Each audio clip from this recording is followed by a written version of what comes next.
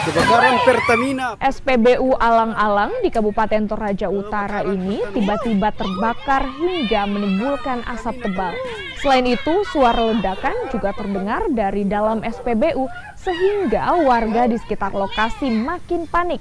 Sebuah mobil bak terbuka yang berada di dalam SPBU ikut terbakar bersama sopirnya.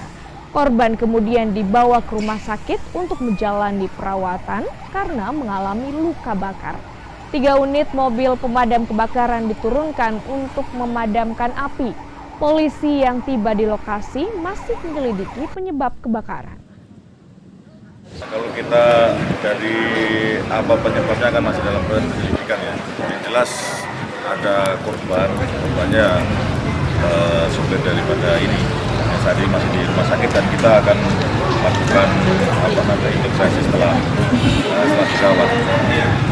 Kita lihat, kita saksikan ini yang jadi salah satu kendaraan jadi korban ya, terbakar jenis pickup.